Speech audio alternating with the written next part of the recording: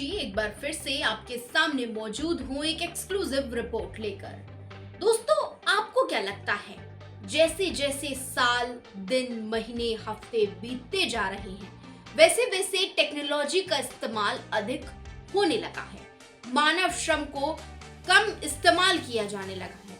और आप देख लीजिए, आज की स्थिति ऐसी हो गई है कि बिना मोबाइल, बिना ऐप्स के, बिना एंटरटेनमेंट के इस मानव शरीर का गुजारा ही नहीं है। इसका आपको सबसे बढ़िया उदाहरण बताती हूँ। क्या है? नेपाल में हो रही हिंसा। यहाँ पर भी सोशल मीडिया ऐप्स जैसे ही बैन हुए, तुरंत पूरे नेपाल भर में तबाही का आलम छा गया। हर जगह हाहाकार मचने लगी। लोगों ने संसद तक को फूंक दिया। लोगों का गुस्सा चरम सीमा पर पहुंच गया। नेपाल के प्रधानमंत्री, राष्ट्रपति को इस्तीफा तक देना पड़ गया। सोचिए, ये भयानक स्थिति सिर्फ किसकी वजह से उत्पन्न हुई? सोशल मीडिया ऐप्स के कारण। अब एक और आपको रोचक बात बताते हैं। नेपाल की घटना हो, कोरोना महामारी हो, जैसे तमाम घटनाएं हो, आपको क्या लगता है ये अचानक से आई होगी? नहीं, ऐसा नहीं है। इन सब घटनाओं का वर्णन नास्ट्रोदामस किताब में किया गया है। ये बुक फ्रांसीसी ज्योतिषी मिशेल डी नास्ट्रोदम ने लिखी थी, जो 1555 में प्रकाशित हुई थी। इस बुक में कई वैश्विक घटनाओं का उल्लेख किया गया है, फिर चाहे वो कोरोना महामारी हो या फिर नेपाल जैसी हिंसा, जिसमें लाखों की तादाद में लोग मारे जाएंगे। इस बात को भी इस बुक में वर्णित किया गया है। अब आपको बताते हैं नेपाल की घटना के बारे में। दरअसल इस विद्रोह की दो वजह रही। जो नेपाल में इन दिनों विद्रोह चल रहा है, इनकी सिर्फ दो वजह रही। इसको लेकर प्रमुख में से दो कारण बताए जा रहे हैं। पहला कारण है भ्रष्टाचार और दूसरा कारण है सोशल मीडिया पर बैन बताया जा रहा है। इसके अलावा नेपाल की लगातार गिरती अर्थव्यवस्था को लेकर युवाओं ने नाराजगी जताई थी। और अब नेपाल के पीएम के इस्तीफे के बाद एक नाम नेपाल में जोरों से गूंज रहा है। वो नाम है सुशीला कार्की।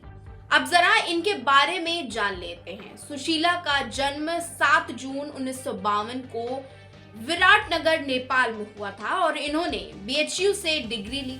यहाँ से 1974 में पॉलिटिकल साइंस में पीजी किया। नेपाल में विद्रोह के बाद वहां की कमान किसके पास होगी, इसको लेकर असमंजस की स्थिति अभी बनी हुई है। ऐसे में जो जानकारी सामने आ रही है, उसके अनुसार सुशीला कार्की और सागर ढकाल के नाम का प्रस्ताव दिया गया था। सुशीला कार्की जेनजी के प्रस्ताव को स्वीकार करने के लिए तैयार हो गई हैं, जिसके बाद उनके नाम पर सहमति बन गई है। हालांकि इसकी औपचारिक पुष्टि बाकी है। बैठक सेना के साथ वर्चुअल तरीके से हुई थी। बैठक में जेनजी के प्रतिनिधि शामिल थे। बुधवार को हुई वर्चुअल बैठक में हजारों युवाओं ने हिस्सा लिया। हिंसा से जूझ रहा नेपाल अब धीरे धीरे शांति की ओर बढ़ रहा है, लेकिन अभी भी स्थितियां वहां पे डगमगाई हुई। पूर्व चीफ जस्टिस सुशीला कार्की नेपाल की अंतरिम सरकार की प्रमुख बनने के लिए रजामंद हो गई हैं। नेपाल की कमान संभालने से पहले ही कार्की ने प्रधानमंत्री नरेंद्र मोदी की तारीफ कर दी, कसीदे पढ़ दिए।